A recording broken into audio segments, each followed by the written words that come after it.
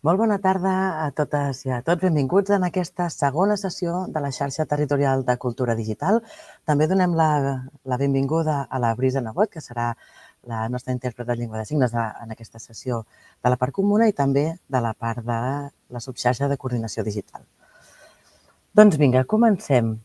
Què és el que parlarem una miqueta durant la sessió d'avui, aquesta part comuna?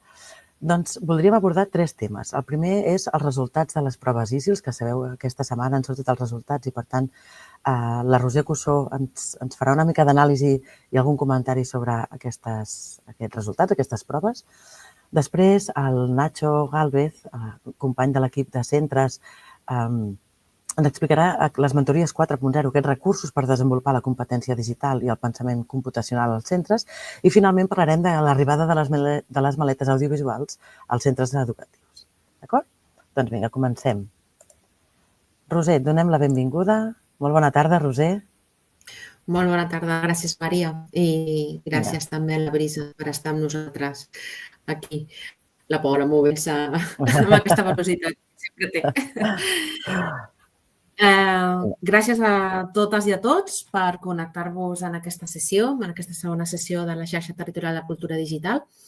I volíem aprofitar, ja que aquest dimarts vam tenir els resultats de les proves ICILS, de fer una miqueta de comentari.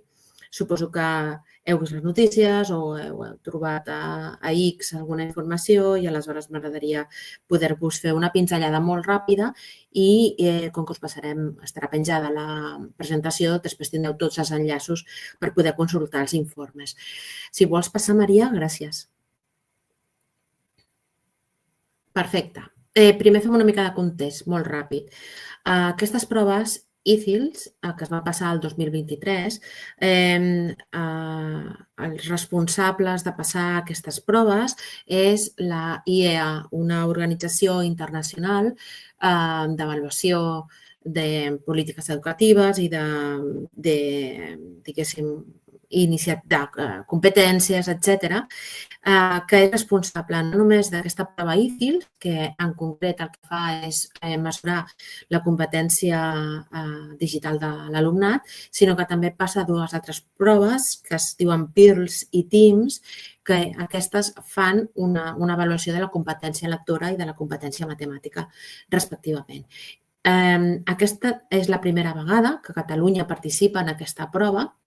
De fet, es convida al país, per tant, és la primera vegada que també Espanya participa en aquesta prova. Se'ns va contactar, va veure si Catalunya estava interessada, nosaltres vam comentar que sí i vam participar. Veureu després en els resultats que no totes les comunitats autònomes hi han participat, algunes van declinar la participació, però en el nostre cas sí. Una altra cosa a dir de forma prèvia és que es va passar aquest qüestionari a 508 centres de tot Espanya. A Catalunya en tocaven, la mostra aleatòria tocaven 50 centres i 1.200 i pico alumnes. Aleshores, aquesta prova té diferents parts. En aquests moments tenim només els resultats del que fa referència a l'alumnat, però també hi ha una part que fa referència al centre. Pel que fa a referència a l'alumnat, també té unes parts diferenciades. Una primera part en la qual l'alumnat està davant d'ordinador i no connectat a internet, sinó és tota la prova es fa amb recursos que estan in situ en el propi ordinador. Es porten ordinadors de fora de centre perquè tot sigui una prova ben controlada, que no depengui que vagi malament un ordinador, sinó que ells, igual que PISA, proporcionen els ordinadors i l'entorn està absolutament tancat dins de l'ordinador. O sigui que es treballa sense connexió a la xarxa.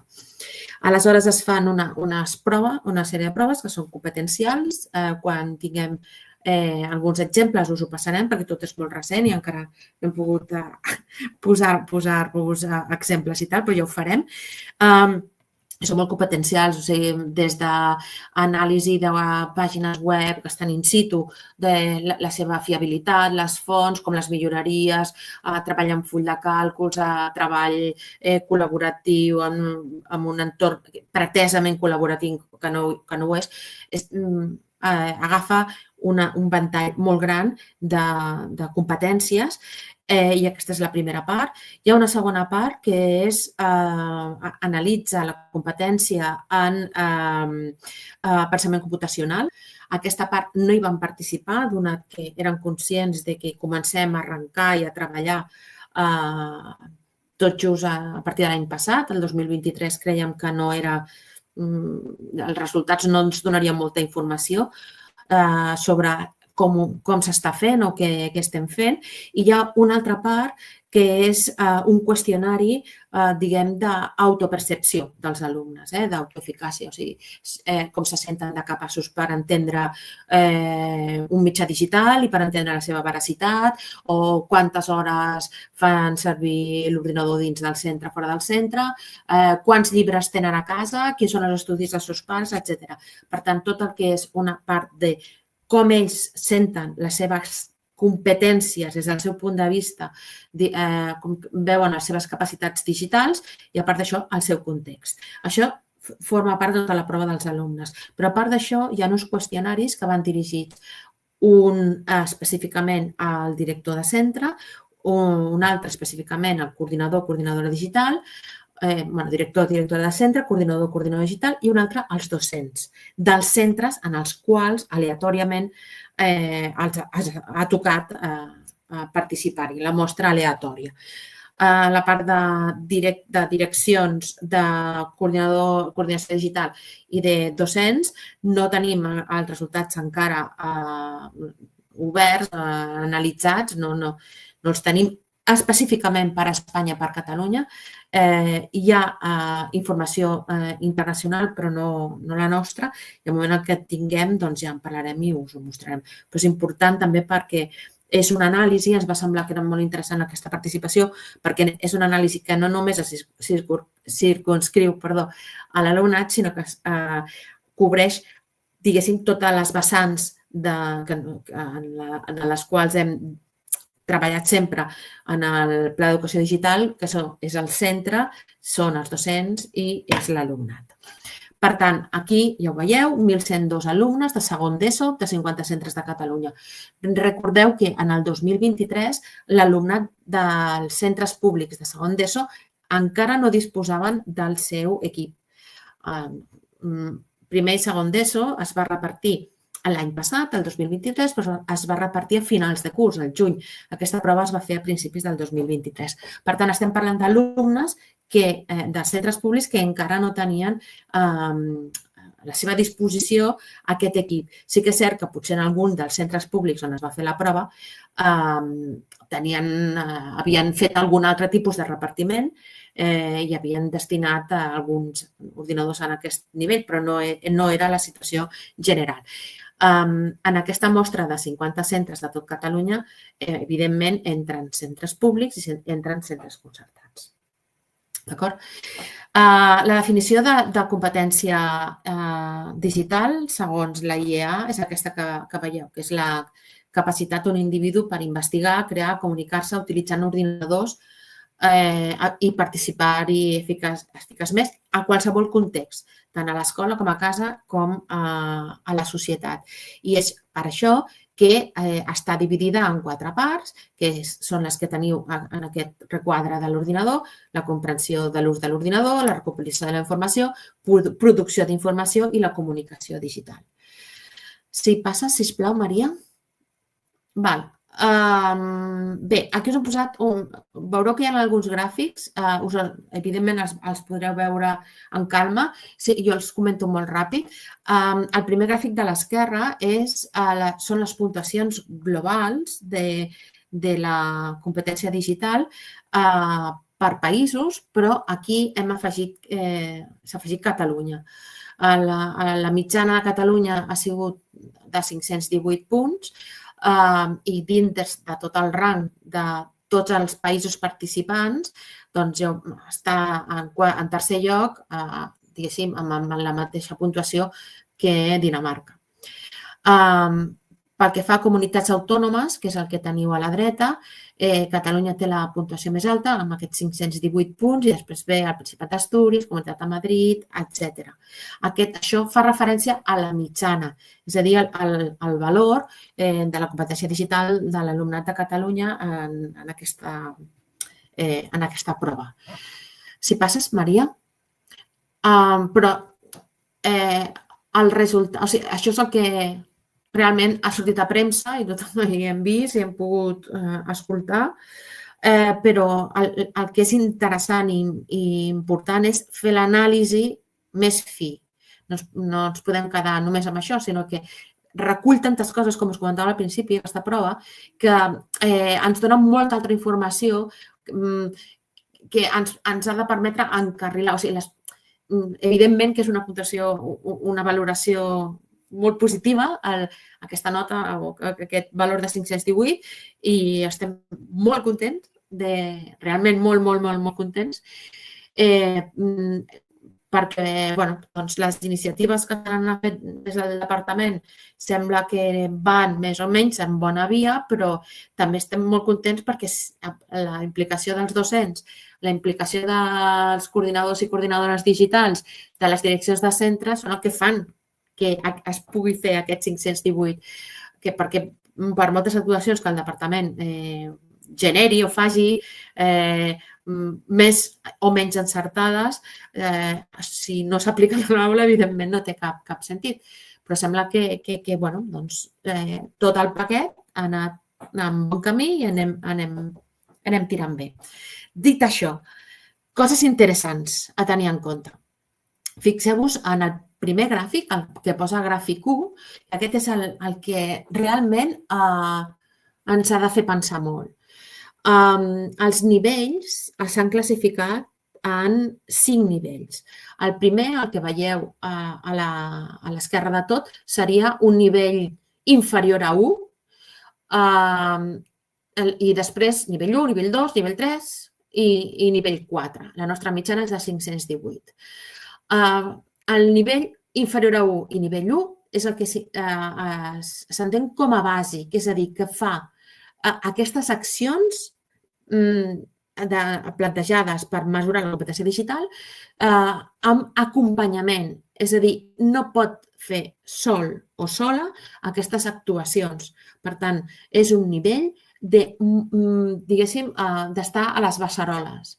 El nivell 2 seria un nivell en el qual ja es té certa autonomia, però no per tot. Es té autonomia, per exemple, per fer un full de càlcul senzill, es té autonomia per fer documents de text normals però sense cap cosa avançada, etc. I el nivell 3 i el nivell 4 són nivells avançats.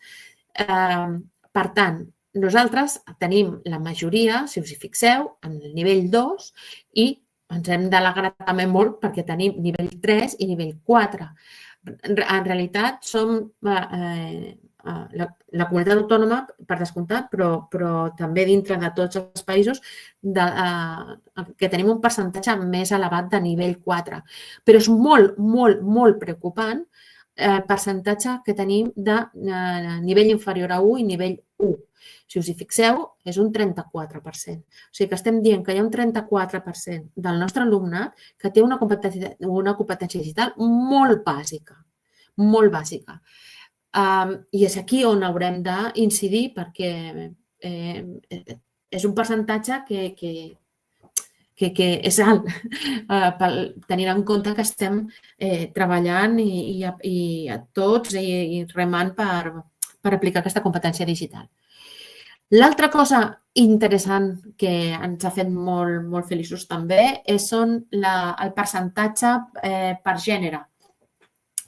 A l'assoliment de la competència digital, si us hi fixeu, la puntuació de les noies és superior a la dels nois. Això, més que bé que siguin les noies més que els nois, aquest no és el tema. El tema és que sempre, de forma tradicional, les noies donaven puntuacions i autoeficàcia i autopercepcions més baixes que els nois. Això vol dir que estem fent una equitat, també una igualtat per gènere, la qual cosa és molt important. Una altra cosa és que després les vocacions continuïn o no continuïn, en el cas de les noies i els nois, que s'ha de treballar des d'altres bandes, però sí que és cert que tenim una competència digital igualitària, amb molta equitat de gènere. El següent gràfic, el que teniu diguéssim, a l'esquerra baix,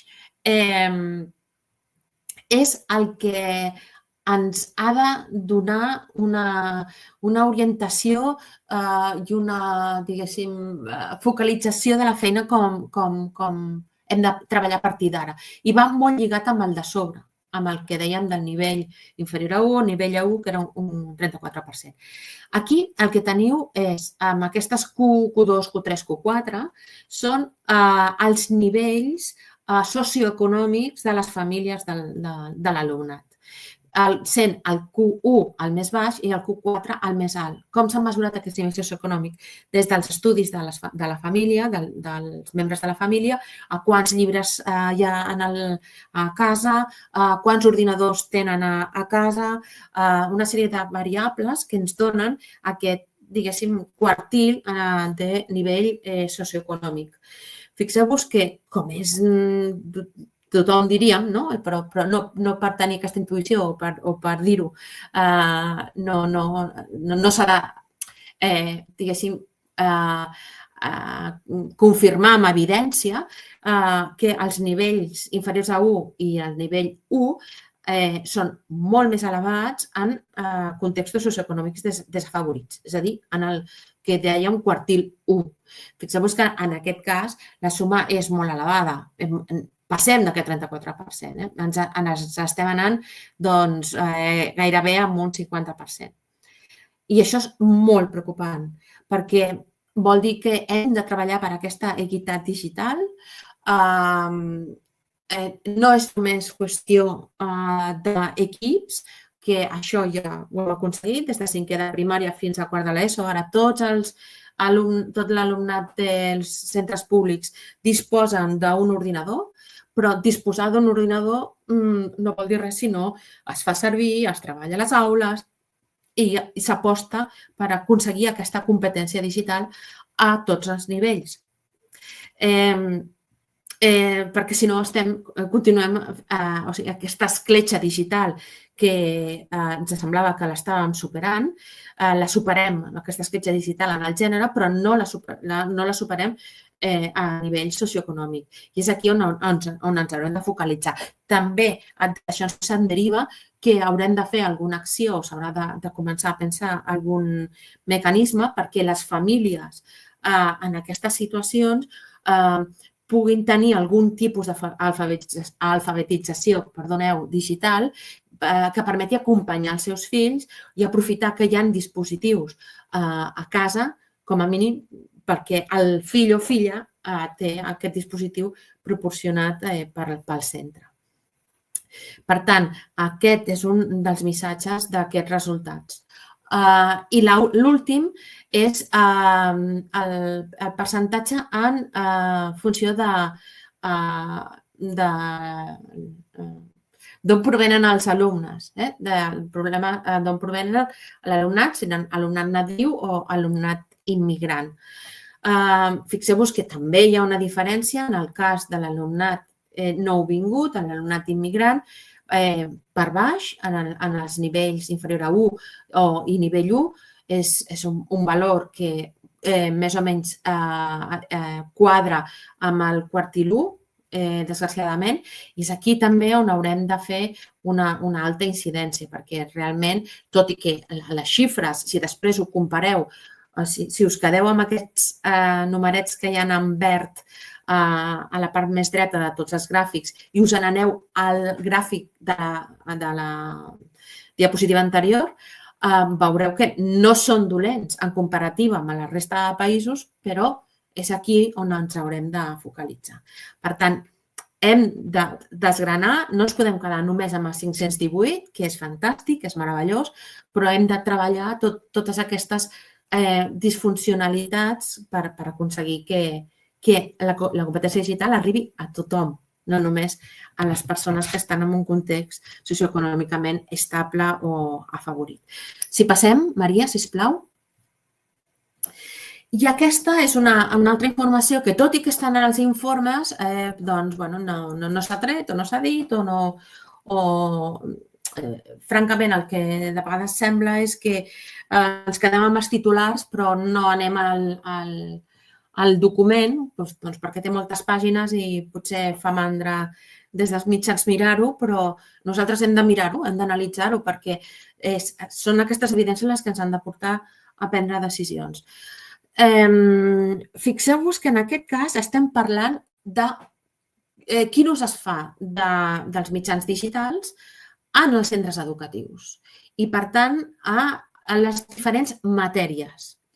En el gràfic de l'esquerra està diferenciat entre en quin percentatge d'alumnes fa servir mitjans digitals per tasques escolars o per altres tasques. Fixeu-vos que a Catalunya, aquí són totes les comunitats autònomes, molt bé, vull dir que hi ha molt alumnat que diu que fa servir. Recordeu que això és percepció de l'alumne, són respostes dels alumnes. Ens faltarà aquí quadrar-ho amb el que diuen els docents i les direccions de centres i els coordinadors digitals. Els alumnes diuen que ho fan servir amb un percentatge molt elevat per tasques escolars i amb un percentatge més baix per altres propòsits. I, a més, amb molta diferència a la resta de les comunitats autònomes.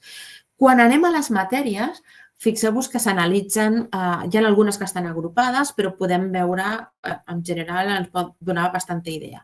Hi ha les llengües, que inclouria català i castellà, en aquest cas.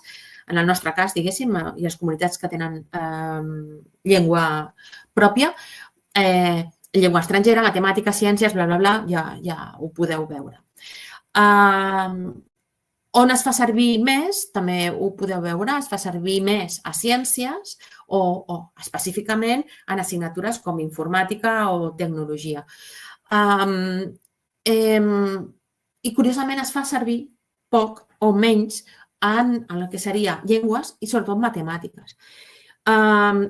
Aleshores, el missatge és que la competència digital, o sigui, aquests missatges de no a les pantalles, no a la digitalització, perquè han d'aprendre a llegir, perquè han d'aprendre a escriure, és veritat, han d'aprendre a llegir i a escriure, han d'aprendre matemàtiques, però la competència digital és una competència transversal i la competència digital també pot treballar la comprensió lectora, també pot treballar l'expressió escrita, pot treballar l'expressió oral i pot treballar la competència matemàtica.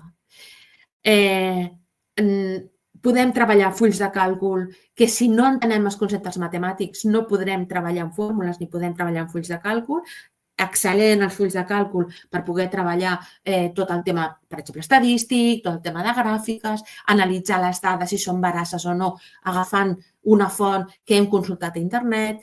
És a dir, aquí hem de treballar perquè aquesta disjuntiva d'analògic versus digital, blanc o negre, o tot o res, no té cap tipus de sentit perquè haurem de fer servir els mitjans digitals quan siguin necessaris, quan ens permetin treballar una situació d'aprenentatge, una activitat que hem plantejat, i agafarem el paper i el llapis quan sigui necessari treballar d'una altra manera i el rotulador i el que ens faci falta. Però sí que és cert que és possible que treballar la competència digital en aquestes competències lingüístiques i matemàtiques, donat que la competència digital és bastant bona en els nostres estudiants, es podria aprofitar aquests bons resultats de competència digital per reforçar aquesta comprensió lectora, per reforçar aquesta comprensió matemàtica. Precisament perquè és el que veiem. Les pantalles no fan que llegeixin menys, ja ho veiem, a llengües no s'estan utilitzant tant com per facin un efecte negatiu en aquesta comprensió lectora o escrita o en aquesta, diguéssim, destresa matemàtica, competència matemàtica, perquè les pantalles sembla ser que no estan tampoc tan utilitzades en el que és matemàtiques. Cal un anàlisi més profund, lligar i creuar amb les respostes que vindran després dels centres en el moment en què puguem acabar-les d'analitzar i amb tot això plantejar-nos ara quins seran els passos següents que haurem de tirar endavant entre tots. I Maria, l'última crec que és ja l'última diapositiva. És possible? No. Sí, perdona. Sí. Aquí us hem deixat... Sí, perquè si no es dispara el vídeo. Us hem deixat els enllaços als informes perquè els podeu consultar. El primer és l'informe internacional de l'associació de la IEA internacional, que és el responsable de passar aquestes proves, els resultats espanyols amb totes les comunitats autònomes i l'informe del Consell Superior d'Avaluació. I ja us dic, a l'espera que arribin, puguem analitzar la resta de dades que fan referència a direccions de centres, coordinacions digitals i docència. Sí, Maria. Ja està. Gràcies. Perfecte, Roser, moltíssimes gràcies. La veritat és que ens ha anat bé que ens puguis explicar i contextualitzar tots aquests gràfics perquè realment costa una mica d'entendre. Jo crec que ens has fet un molt bon resum per entendre una mica tots aquests titulars que ens arriben, no? És el que tu deies, arriben uns titulars, doncs, bueno, està bé entendre d'on ve tot això que se'ns diu. Perfecte, Roser, moltíssimes gràcies. Perdona. Perdona, no, només anava a comentar que moltes vegades diem que els alumnes el que fan és llegir sense entendre, sense comprendre i tal, i quedar-se només amb els titulars o no analitzar les veritats. I és important poder anar a la font i poder veure i cadascú treure les conclusions de la font més que de les notícies que són sempre parcials i de titular. És per això. I gràcies, Maria. Perfecte. Que continuï molt bé la jornada. Gràcies. Merci. Doncs vinga, veieu que ara mateix falten 3 minuts per les 6, d'acord? Anem una miqueta fora de temps, però anirem plenament conscients, però sí que ens interessava molt tota aquesta part que ens ha comentat la Roser. Per tant, ni la subxarxa de coordinació digital ni de les comissions digitals començarà fins que no acabem aquesta part comuna. Per tant, quan acabem aquesta part, després anirem a les subxarxes. Que ningú pateixi que no estan començant les altres. D'acord? Doncs vinga, anem a veure el tema de les mentories. Tenim per aquí en Nacho Gálvez, company de l'equip de... Bona tarda, Nacho, de l'equip de centres, que ens explicarà el que comentàvem, una miqueta aquest recurs de les mentories 4.0 per desenvolupar tant la competència digital com el pensament computacional. Moltes gràcies, Nacho. Perfecte. Molt bé, Maria, merci. Molt bé.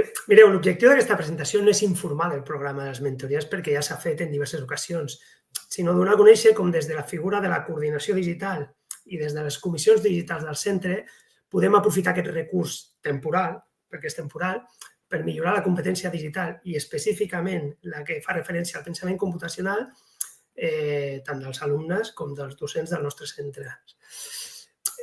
Com ja sabeu també, aquest programa està dintre del programa Código Escuela 4.0 que té com a objectiu desenvolupar entre el professorat i l'alumnat dels centres aquestes competències relacionades amb el pensament computacional, així com la capacitat per mantenir-les actualitzades. Una mica la finalitat és dur a terme una nova alfabetització que permeti aproximar-se i comprendre la lògica interna del funcionament del mitjà digital. Indicar també que aquest programa està finançat pel Ministeri d'Educació i Formació Professional. Però bueno, anem una mica al lío. Molt bé, mireu, en aquesta imatge es pot veure les àrees i matèries, tant específiques com transversals, on apareix el pensament computacional al nostre currículum. Com es pot observar, apareix a totes les etapes de l'educació bàsica. Per tant, és prescriptiu que es desenvolupi aquesta competència en tots els centres i ens hem d'assegurar que així es fa.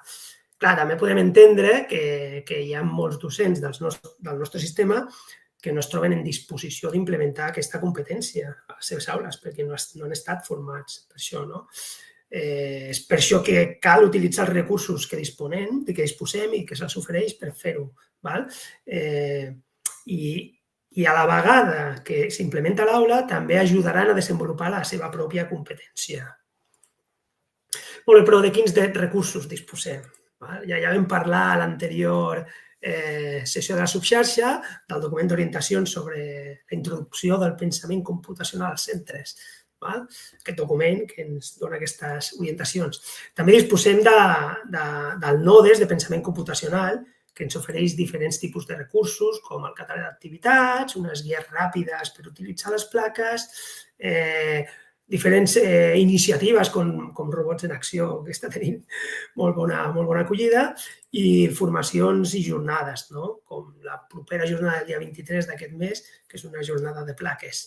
I, com no, el recurs de què parlem avui, que és el recurs aquest de les mentories 4.0, que és un programa que mobilitza molts recursos i que pretén donar un impuls als centres perquè integrin el pensament computacional de forma permanent en les seves programacions. Molt bé, aquest programa té uns objectius, que són 3 en concret, però anem a concretar-los una mica. A veure, què es vol? Tenim la competència digital de l'alumnat, específicament la que fa referència al pensament computacional, que és la 5. I què es vol aconseguir? Es vol aconseguir que millori aquesta competència i que s'implementi a l'aula. I com es vol aconseguir? Doncs es vol aconseguir fent formació, acompanyant, sobretot, els docents i el professorat, utilitzant els equipaments que disposen els centres, que actualment són molts, i elaborant recursos per després poder implementar-los a l'aula. Molt bé, la mentoria als centres actua a diferents nivells, o està actuant a diferents nivells ja, amb equips directius, amb el claustre, amb coordinadors i coordinadores digitals, amb les comissions, però especialment amb qui ha d'actuar o on té el gruix de... L'objectiu és actuar amb docents i amb grups de docents. És un recurs que té com a principal directriu aquest acompanyament que consisteix en fer amb aquests equips. No en heu de fer, sinó arriba el mentor i vol treballar amb aquests equips. Ja veurem què és el que podem fer, no? Molt bé, doncs us poso aquí una mica perquè veieu coses que ja s'estan fent, que és una mica les primeres visites que han tingut als centres, a nivell de claustre, s'ha presentat tot el programa. Amb les comissions ja es comença a parlar de la seqüenciació d'aquest pensament computacional a nivell general de centre. També es fa, es té en compte l'estratègia digital dels centres i si el pensament computacional el tenim inclòs dintre de la nostra estratègia o no. I, evidentment, donar un suport al coordinador o coordinadora digital del centre. Però veiem, el gruix de la tasca de la mentoria 4.0 és fer acompanyaments amb els docents. I nosaltres li diem assessoraments, però volem que quedi clar que és un acompanyament, que estem amb els grups de docents. I amb quin objectiu? És amb un objectiu molt clar, que és la implementació del pensament computacional a l'aula. Totes les accions que s'han de fer han d'anar dirigides a aquest objectiu, que sigui l'alumnat, al final, qui desenvolupi aquesta competència. Molt bé, aquí us poso una mica un procés que s'està donant a terme i com es farà aquest tipus d'acompanyament. Penseu que és un acompanyament que el plantegem a 2 nivells. Un nivell amb un grup de docents relativament gran, que pot ser un cicle, pot ser una comissió, una comunitat. Aleshores, és un acompanyament que representa una coordinació i un posar-se d'acord i una gestió de recursos. Us posem com un exemple de quin és aquest procés que es pot donar, on hi ha una diagnosi, on ens coordinem, parlem de què fem amb el material que disposem, com ho gestionem, seqüenciem aquest pensament computacional, dissenyem una sèrie d'activitats i, sobretot, ho implementem a l'aula. I un cop estan implementades, hem d'avaluar com ha anat, què podem millorar, com ho podem incloure en projectes, en diferents àrees o matèries, i quan es fa aquest procés, sobretot, ho compartim. Clar, si això es fa a nivell de gran grup, imagineu un cicle o un equip docent de primers d'ESO, de segon d'ESO, els centres tenen diferents realitats i poden necessitar començar en una d'aquestes etapes o un d'aquests estadis de l'acompanyament diferent. Per això el mentor o la mentora s'adapta perfectament a les necessitats que tingui en aquell moment el centre i en quin moment es trobi en relació a la implementació del pensament computacional. Com hem dit, té aquest acompanyament que es pot fer a grups de docents bastant nombrosos, o també es pot fer un acompanyament més concret, amb una actuació més directa a l'aula, que està plantejat perquè es faci a docents individuals o petits grups de docents. Aquest acompanyament pot ajudar a formar aquests docents a la vegada que implementa el pensament computacional a les seves aules. Un acompanyament marc podria consistir en el mentor reuneix amb els docents o amb el docent, dissenya quines activitats i quines aplicacions poden fer a l'aula, fan una preparació d'una intervenció a l'aula, realitzen aquesta implementació fent una codocència, vol dir que el mentor acompanya els docents perquè se sentin acompanyats, se sentin reforçats, puguin tenir un assessorament en el moment de posar-ho en pràctica les diferents activitats. Part molt important, avaluen com ha anat aquesta implementació i quines millores s'han de fer i com poden continuar a partir d'aquell moment. I, com sempre, el que sempre es promou, compartir totes aquestes actuacions amb la resta del claustre. Pensem que, com he dit abans, és un programa temporal i hem d'aprofitar per poder fer quants més acompanyaments al major nombre de docents, millor, perquè quan s'acabi el programa tinguem molts professionals preparats per poder continuar amb aquesta implementació del pensament computacional. Ara, vosaltres, com a líders digitals dels vostres centres, perquè sou els líders, sou els que tireu la digitalització cap endavant, tant els coordinadors i coordinadores com les comissions digitals. Sabeu que existeix aquest recurs, molt bé, què podem fer? Com el podem aprofitar? Doncs, podeu acompanyar el mentor per fer aquesta planificació del pensament computacional al centre. A nivell de comissions digitals, asseiem-nos i a veure com ho fem. També podeu proposar, vosaltres com a centre, organitzem aquest acompanyament. Mirem quins cicles, quins grups de docents tenim més predisposats o tenen més necessitats o veiem que és més convenient que comencin a fer aquest tipus d'acompanyament i vosaltres ho podeu proposar directament al mentor o mentora. També, evidentment, el tenim per fer aquest seguiment i actualització de l'estratègia digital de centre, gestionar recursos de robòtica dels centres. Hi ha molts centres que a vegades ens expressen que els hi ha arribat molts recursos i s'estan plantejant com els poden utilitzar. Evidentment, tenen aquí un especialista que els pot ajudar. Evidentment, heu de fomentar, hem d'intentar entre tots fomentar aquest acompanyament entre docents o petits grups. Hem d'animar els nostres companys i companyes a poder desenvolupar-se professionalment amb aquesta ajuda i poder fer alhora la implementació a l'aula. Aquest és un aspecte important. Hi haurà centres que estiguin en diferents estadis d'introducció del pensament computacional. Al final hem d'intentar vetllar per aquesta transversalitat de la competència digital i del pensament computacional. I una cosa també molt important, compteu amb el mentor i la mentora. Ara arriba el Nadal i n'hi ha centres que fan diferents activitats. Anem a muntar gincames o muntem, dies amb tallers o el que sigui. Tenim un mentor, una mentora, doncs muntem amb ell, amb ella i juntament amb ells muntem el racó de la robòtica o el que sigui. Però compteu com un recurs que teniu i de què disposeu. I com a últim cosa que podem fer, sobretot, és potenciar la formació en pensament computacional entre el nostre claustre. És un recurs que realment hem d'aprofitar. Com que ja s'estan fent diferents actuacions a diferents nivells, a nivell de claustre, a nivell de comissions, també s'estan fent actuacions a nivell d'acompanyament a docents i petits grups, i us hem volgut portar uns exemples de diferents parts del territori. Tenim de l'Alt Pirineu, tenim de Lleida, tenim de Barcelona, de docents que han rebut l'acompanyament i han fet alguna sessió de codocència amb el mentor o la mentora i us volen explicar una mica de com els hi ha anat.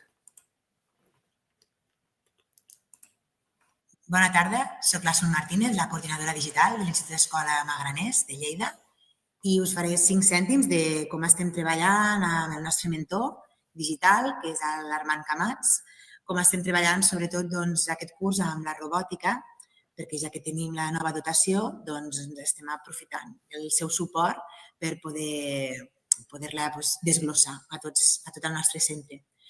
Amb l'Armand el que fem és les reunions de comissió digital i aquest curs, com que volíem fer aquesta seqüenciació i potenciar sobretot els Legos a primer d'ESO, un dels nostres objectius amb l'Armand era això, era poder veure què podíem fer perquè ens sortís bé. Llavors vam decidir que fèiem una primera reunió per crear una primera activitat inicial, per poder entrar a l'aula i que ja des d'un primer moment poder-los enganxar. Aquella primera sessió el que vam fer va ser pensar com ho faríem, com agruparíem, quina activitat, fer un prototip perquè ells també poguessin tocar, qui fos més autònom ho pogués fer. I després d'aquesta primera reunió ja vam fer la codocència. L'Armand va venir, va entrar a l'aula i entre els dos vam intentar fer el guiatge a l'alumnat del que podia anar més sol que ho fes i els que necessitaven més ajuda o tenien preguntes, hi érem els dos. I així també jo tenia el seu suport de si veia que alguna cosa no em sentia còmoda, ell em podia ajudar. Llavors vam fer el que seria l'avaluació amb l'alumnat i la veritat és que va ser molt positiva. L'avaluació els va agradar molt, que hi hagués aquesta altra persona que ens ajudava i que els donava un altre punt de vista, potser, o com que a mi ja em coneixien. I després jo ja he pogut començar a fer més activitats, seguint una mica l'estructura que vam fer aquell dia, que vam decidir amb l'Armand perquè ens funciona bé, ho fem per parelles, i ara encara farem una altra activitat, també amb aquest mateix curs, per veure si podem complementar, podem millorar, veure que potser va anar bé, però veure què podria anar millor encara o com ho podríem complementar. I seria la nostra experiència. La veritat és que ha sigut molt positiu que pogués entrar a l'aula i ens pogués ajudar a entrar als Legos en aquest curs. Moltes gràcies. Hola, soc la Eire Casany i soc mestra de l'Escola Turó del Cargol. Avui us volia compartir amb vosaltres l'experiència que ha suposat per nosaltres la mentoria 4.0, en la qual hem estat implementant la robòtica en els nostres espais d'aprenentatge amb els infants. La nostra proposta ha estat un projecte en el qual intentàvem encabir dintre d'uns espais autònoms la robòtica. Llavors, el mentor ha estat una peça clau per encabir-ho i fer que aquests espais que siguin autònoms es converteixin en un valor afegit i no una eina més.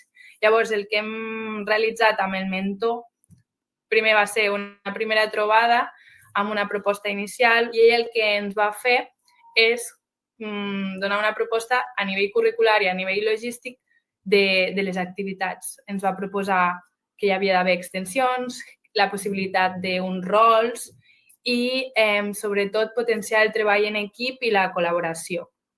Llavors, el que hem fet nosaltres és utilitzar el robot Tiny, que anava coneixent la ciutat, i els nens havien d'ajudar-lo a conèixer-la.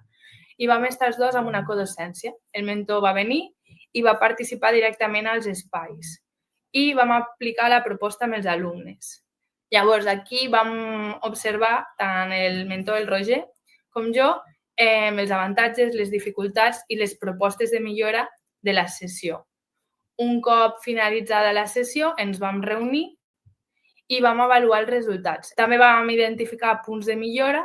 Podríem dir que estem molt satisfets amb la mentoria 4.0 perquè ha suposat una nova perspectiva d'incloure la robòtica a nivell de feedback, a nivell d'avaluació. Ens ha ajudat com a estructurar el nostre procés i, sobretot, aquesta codocència ens ha anat molt bé per identificar els punts de millora i els punts forts. Bon dia, soc Maria Antònia Sans Bonet i soc professora de l'Institut Pere Borrell de Puigcerdà. Hem iniciat el que és la participació en aquest projecte de mentoria i, per tant, he tingut contacte amb el Joan Oliver, amb el qual m'he entrevistat i, primer de tot, hem parlat una mica del que estàvem fent a les classes, el que podíem, més o menys el que teníem previst durant les primeres sessions del curs, aquest primer trimestre. Llavors, amb ell, sobretot, per exemple, ja només amb aquesta entrevista, doncs, en quant a la microbit, ja ens ha donat idees, més que res, per exemple, com dirigir un correbot des d'un altre microbit, o sigui, ens assessora en quant als projectes que volem fer, doncs, quins altres podem fer, o alternatives, o el que sigui. Doncs, al primer trimestre teníem la problemàtica de que els ordinadors amb els que accedeixen els alumnes són molt diferents. Llavors, el que sí que vam preveure és una codocència amb la qual pogués solventar algun dels problemes que encara no havíem resolt.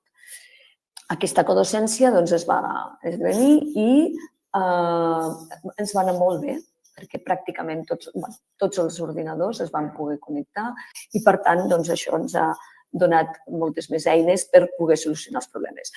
Això ha donat una estabilitat a la classe perquè després ja aquests problemes, almenys de connexió inicials, no hi fossin.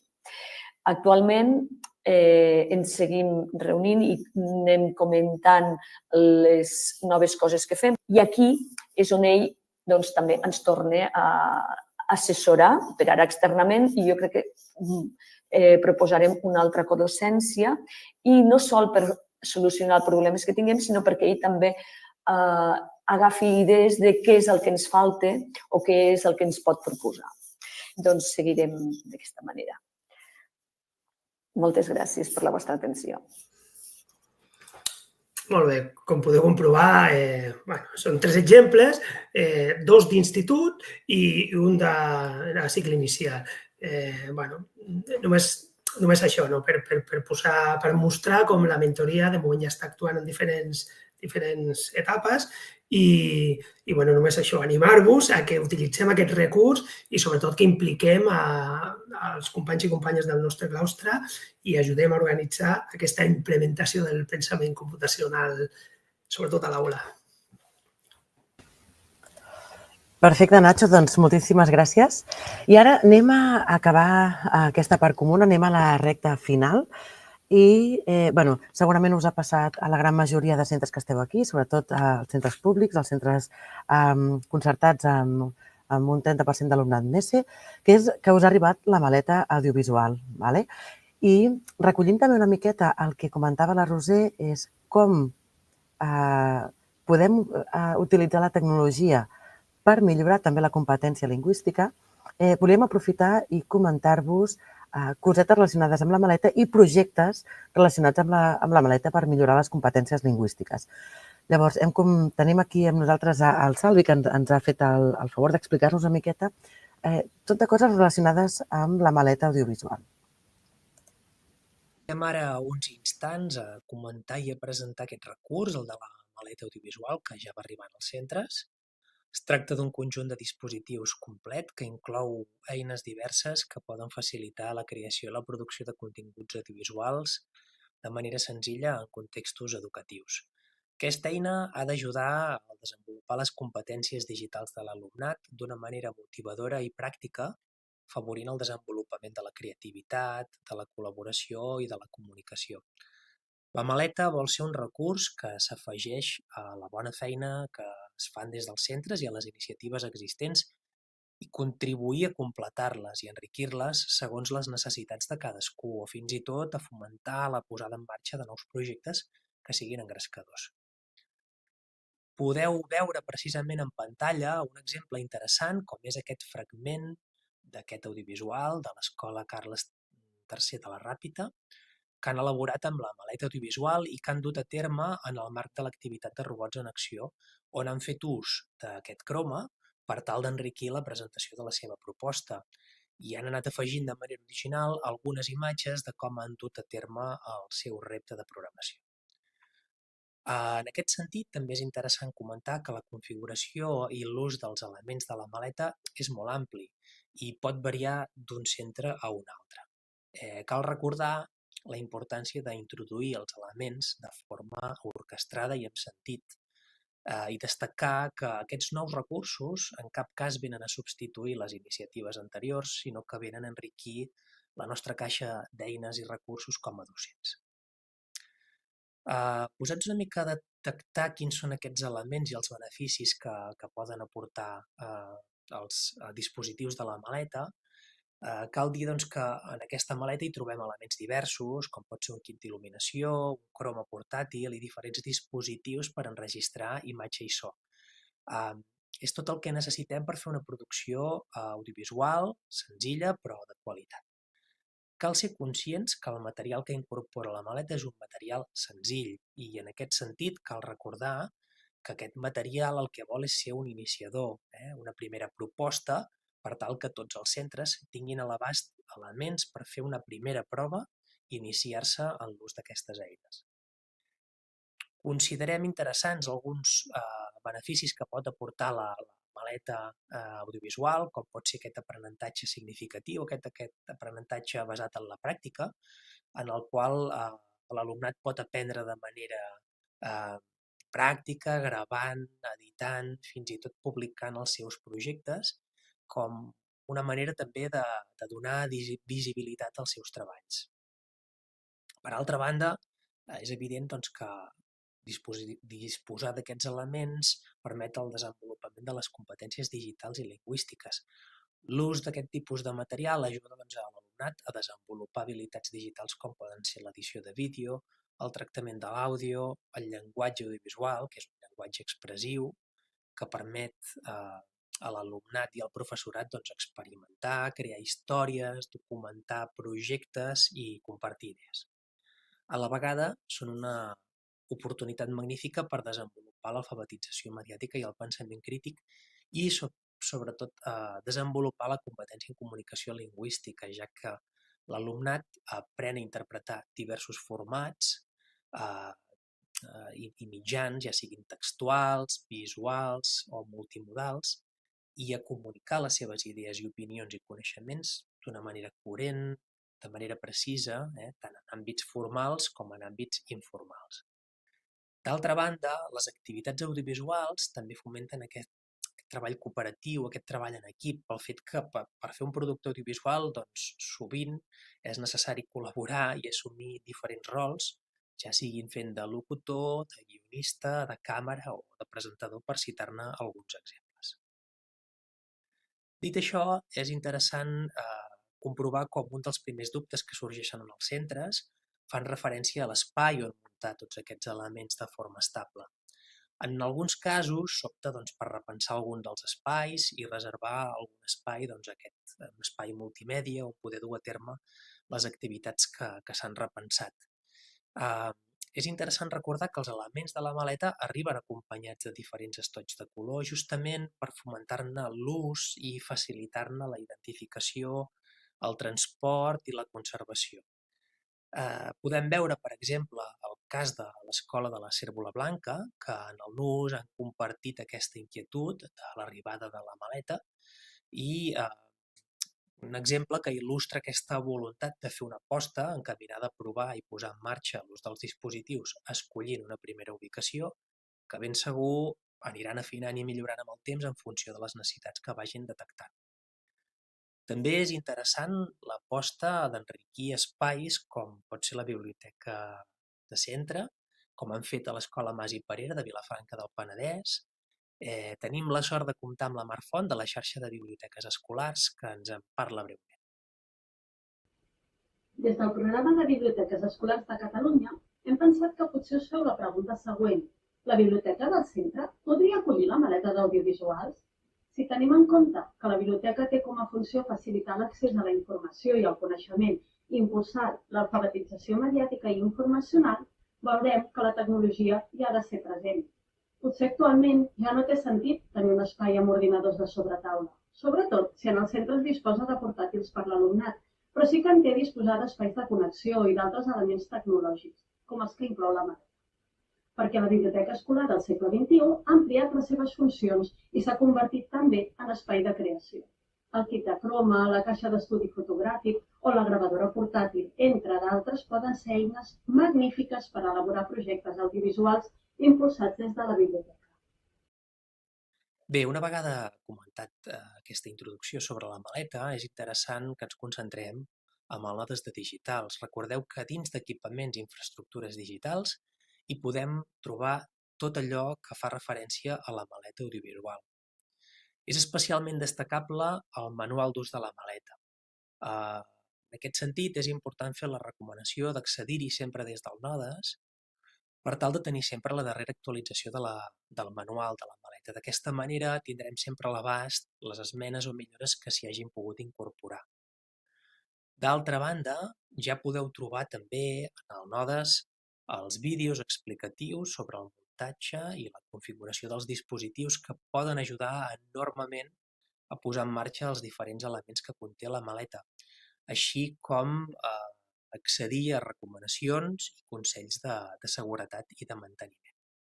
Per últim, destacar dos apartats que poden ser d'especial interès. Un és el llistat de preguntes freqüents, que vol donar resposta a aquells dubtes o inquietuds recurrents. Per tant, és interessant que quan tenim algun dubte comprovem si hi ha la resposta en aquell llistat de preguntes freqüents. I per altra banda, la informació i contactes per poder gestionar qualsevol incidència amb les garanties dels elements de la maleta. Pel que fa a projectes i a activitats pedagògiques que poden acompanyar la maleta audiovisual, és interessant destacar que de vegades l'eina no fa el fuster i és evident que els dispositius, per complexos o senzills que siguin, no serviran si no van acompanyats de propostes didàctiques que acompanyin l'ús de qualsevol eina tecnològica. Per tant, tenim la sort que comptem amb una llarga tradició per part del professorat de creació de propostes originals, de projectes interessants, d'iniciatives innovadores, on la tecnologia està al servei de l'aprenentatge i la quantitat i varietat de projectes que es poden desenvolupar amb la maleta és molt diversa. Molts d'ells sovint donen resposta a objectius o necessitats detectades i que han estat o que tenen relació amb el projecte educatiu del centre i les seves característiques. Sovint són projectes que impliquen recerca o producció, o promouen aquest aprenentatge interdisciplinari.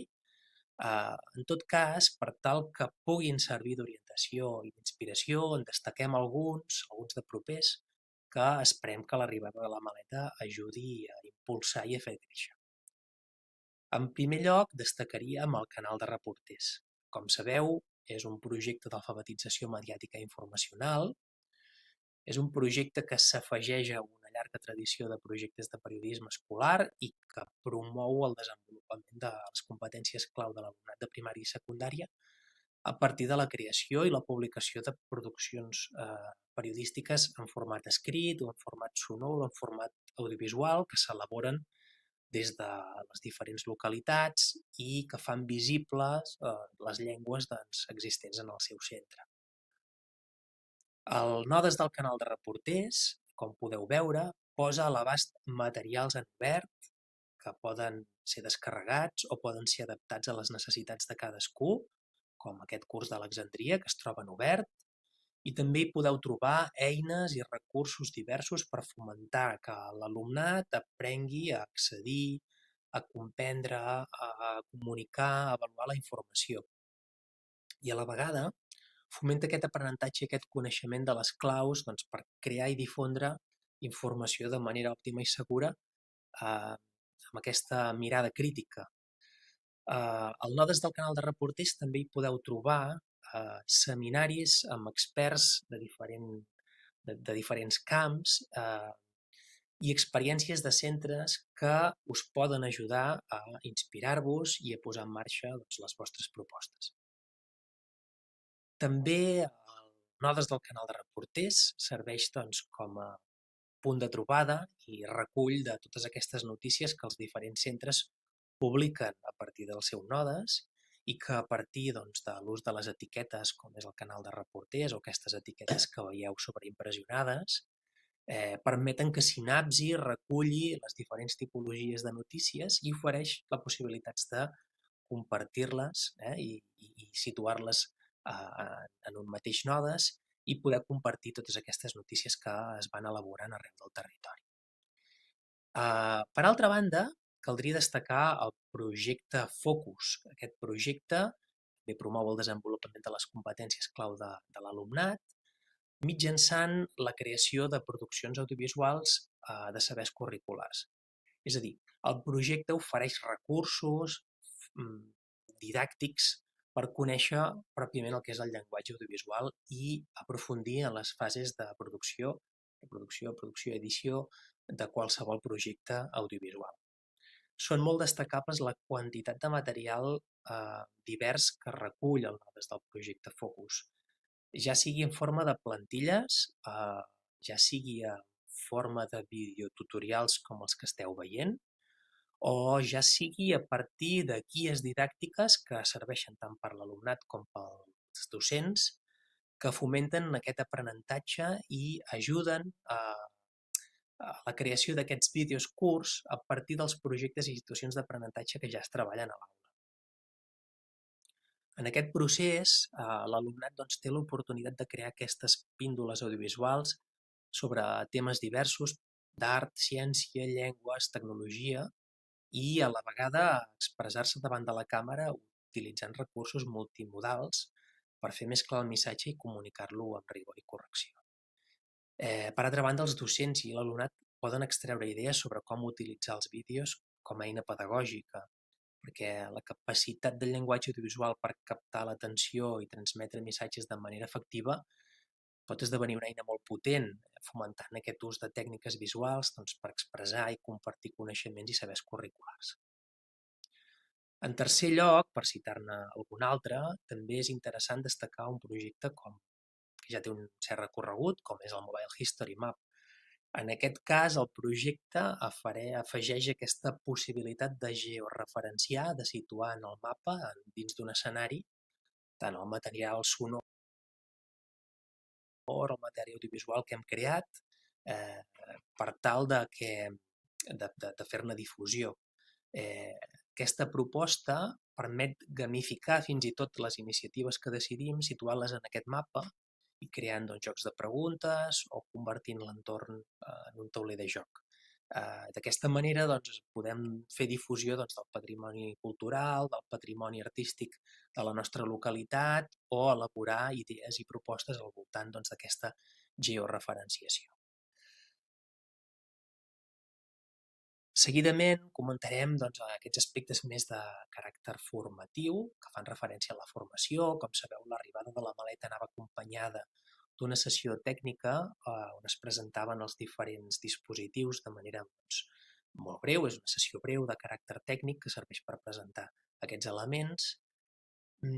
Aquesta formació es pot completar amb una formació de caràcter pedagògic que podeu trobar a l'oferta formativa del segon torn.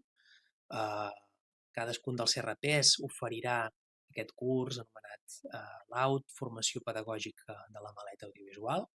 Es tracta d'un curs de 20 hores, hi ha 13 hores que serien de caràcter presencial i tenim 7 sessions, 2 sessions serien d'1 hora i mitja i 5 sessions de 2 hores. Hi ha 7 hores que es destinaran a aquest treball autònom, precisament de la creació d'aquestes propostes al voltant de la maleta audiovisual.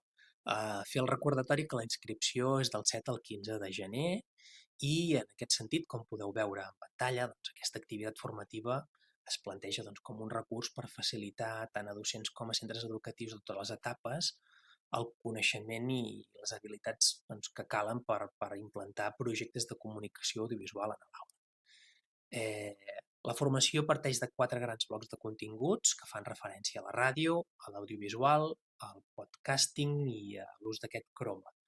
I aquí s'hi desenvolupen coneixements bàsics sobre les funcionalitats d'aquests equipaments, un primer contacte amb el que seria el llenguatge audiovisual, s'introdueixen elements d'edició pel que fa al so i a la imatge, aquest treball més competencial a l'aula i aquest que ha de desembocar en aquest disseny d'aquestes propostes didàctiques que al final de la formació es posen en comú.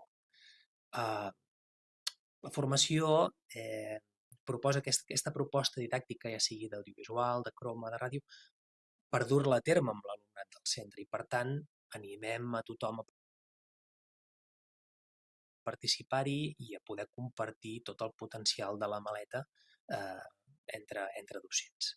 I res més, resum, la maleta és una eina que ofereix moltes possibilitats per treballar continguts curriculars d'una manera atractiva i motivadora. Esperem doncs, que ajudi a que l'alumnat desenvolupi aquestes activitats tan valuoses en la societat digital en la que ens trobem. Moltes gràcies. Perfecte, Salvi, moltíssimes gràcies. Llegia ara en el xat que hi havia gent que comentava ostres, que no ens arriba la maleta. És normal, encara s'estan repartint. Tenim unes quantes maletes aturades a duanes perquè estan passant tots els controls, però en principi a finals de novembre hi seran totes i si no la primera setmana de desembre tindrem totes les maletes repartides. Doncs moltíssimes gràcies. Fins aquí aquesta part comuna que avui s'ha allargat més del compte i, si us sembla, ens trobem a les dues subxarxes, cadascú a la que li pertoqui, la xarxa de coordinadors digitals i la xarxa de les comissions digitals de centre. Moltíssimes gràcies. Moltes gràcies, Brisa.